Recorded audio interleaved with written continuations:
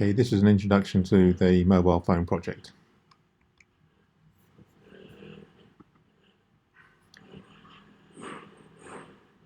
Your smartphone has many sensors and they use various apps, and these can be used to make physical measurements.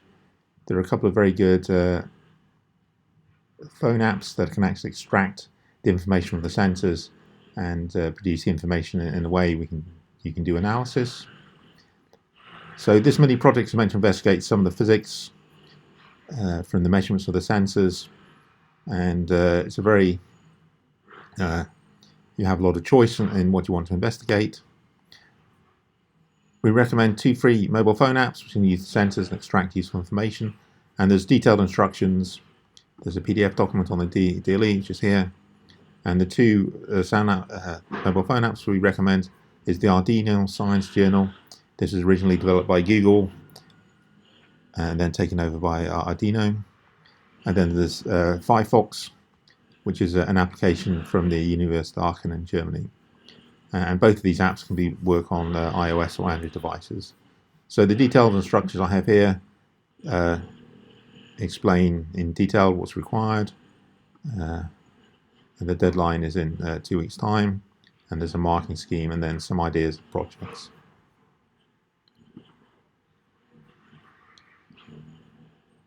Okay, and you can see here a diagram of a picture of the mobile phones and tablets doing measurements from the Firefox.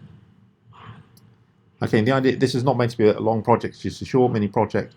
The final report should be 2 pages, which includes graphs, and you should do it with your group you've been working with for the other 2 practical worksheets.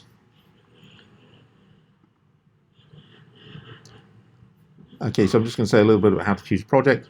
I mean, the first thing actually is to make sure you can install one of the phone apps onto one of your group's phones. And another important issue is to make sure you can actually extract the information from the phone and put it in a plot or an Excel file that you can then include in your report. So once you have those kind of technical details and do a bit of measurements, then it's time to choose a project. I mean, it's good to kind of now think about the scientific process, and this is a way of kind of guiding the structure of a report. So it's like, at least one way of doing the scientific process is you make a hypothesis about some physical process, and then you do an experiment to test the hypothesis.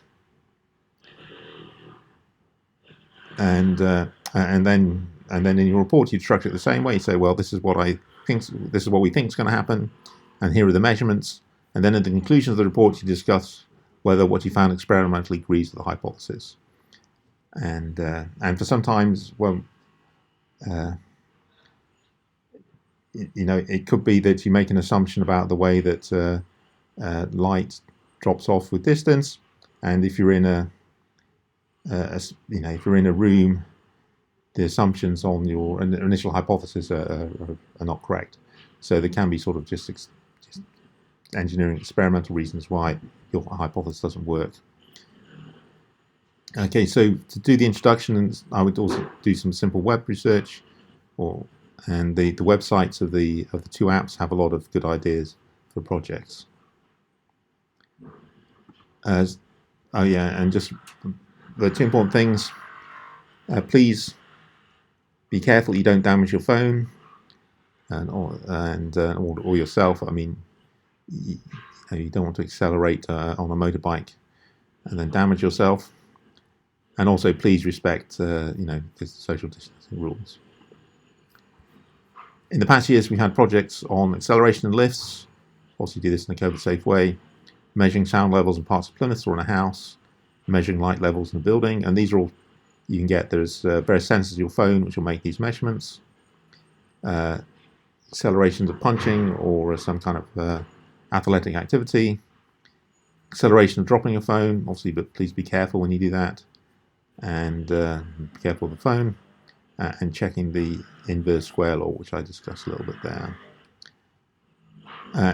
And so these are some of the projects. I mean, it makes the projects more readable if you actually do try make your hypothesis or make some guess about what's going to happen in the introduction, and then use the mobile phone to test some of the situations. Okay.